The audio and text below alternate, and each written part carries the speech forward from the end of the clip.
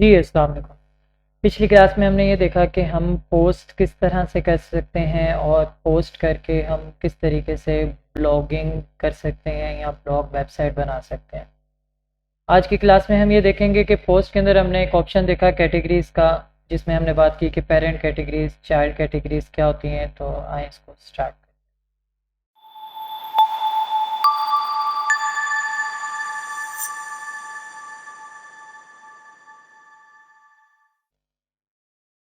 जी, ये हमारे पास ऑप्शन है यहाँ पे पोस्ट में हमारे पास एक ऑप्शन आती है कैटेगरीज़ की। क्योंकि जो पोस्ट आप करते हैं वो डिफरेंट कैटेगरीज़ की होती हैं। कोई बिज़नेस से रिलेटेड होगी, कोई स्पोर्ट्स से, इंटरनेशनल, पाकिस्तान से रिलेटेड, टेक्नोलॉजी से रिलेटेड, साइंस से रिलेटेड या जिस भी चीज़ से रिलेटेड है तो वो कैटेगरीज़ बनी होती हैं।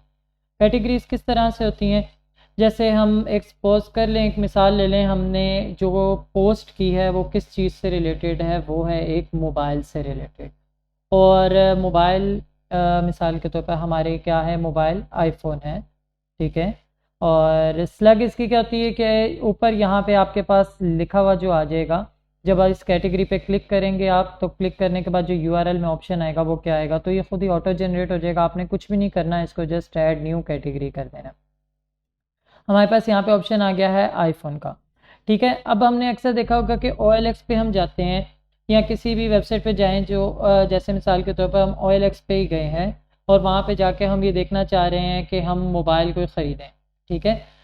तो हम सबसे पहले किस पे जाते हैं, ओएलएक्स पे क्लिक किया, वहाँ पे ऑप्शन हमें मिलती है मोबाइल्स की, फिर मोबाइल के अंदर आईफ़ोन की, फिर आईफ़ोन के अंदर हमें एक और ऑप्शन मिलती है, जैसे हम लेना चाह रहे हैं आईफ़ोन 14 प्रो मैक्स। तो हम सबसे पहले हमारे पास एक सेक्शन आता है मोबाइल का या एक कैटेगरी आती है मोबाइल की। हम यहाँ पे मोबाइल लिख देंगे, ठीक है? मोबाइल लिखने के बाद आप इसको जस्ट अपडेट कर देंगे, ठीक है? एक और कैटेगरी आपके पास क्या आ गई, मोबाइल की, यानी कि हमारे पास दो कैटेगरीज हो गई, एक मोबाइल है और एक आईफोन है, ठीक है? अब आप क्या करेंगे, आईफोन को करेंगे एक दफ़ा एडिट, और एडिट करने के बाद इसकी पेरेंट कैटेगरी आप क्या रखेंगे, मोबाइल, ठीक है? अब ये क्या चीज़ होती है पेरेंट कैटेगरी? पेरेंट कैटेगरी ये है कि कोई बंदा वेबसाइट पे आएगा और वेबसाइट पे सबसे पहले उसको ऑप्शन नज़र आएगी मोबाइल की। मोबाइल के अंदर वो क्लिक करेगा तो वहाँ पे आईफोन भी आ रहा होगा और सैमसंग भी आ रहा होगा। हम देख लेते हैं एक और चीज़ इसके अंदर, जैसे ये देखें मोबाइल के अंदर ये ऑप्शन आ रही है आईफोन की, हम यहाँ पे एक और कैटेगरी बनाते हैं सैमसंग की, ठीक है? और इसकी पेरेंट कैटेगरी भी क्या होगी, मोबाइल। और आप क्या करेंगे, ऐड न्यू कैटेगरी कर देंगे। अभी क्या इससे क्या फ़ायदा हुआ कि जब भी कोई बंदा आपकी वेबसाइट पे आएगा वो मोबाइल्स पे क्लिक करेगा तो उसके पास जितनी भी किस्म के आपके मोबाइल से रिलेटेड पोस्ट सारी होंगी या प्रोडक्ट्स आपने बनाई होंगी वो सारी उसको शो हो जाएंगी।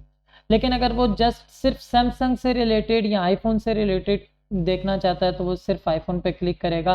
अब इसको बाकी सैमसंग या फिर दूसरे तीसरे जो भी मोबाइल हैं उनकी ऑप्शंस नहीं नज़र आएंगी या उनकी पोस्ट या उनकी प्रोडक्ट नहीं नज़र आएंगी।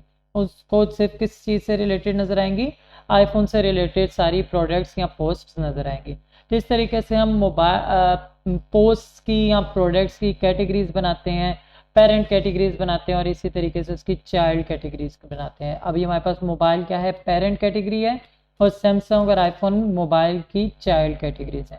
तो उम्मीद है आपको ये चीज़ समझ आ गई होगी और नेक्स्ट क्लास में हम देखेंगे कि हम पोस्ट जो हमने की हैं उस पोस्ट में थोड़ी और पोस्ट ऐड करके हम देखेंगे कि एक वेबसाइट को हम पूरा एक अच्छे से खूबसूरत तरीके से कैसे क्रिएट करते हैं, या एक ब्लॉग वेबसाइट जैसे हमने स्टार्ट में एक ओपन की थी वेबसाइट ARY न्यूज़ से रिलेटेड, तो ये ARY न्यूज़ की वेबसाइट जैसी हम वेबसाइट किस तरीके से एक बना सकते हैं, ठीक है?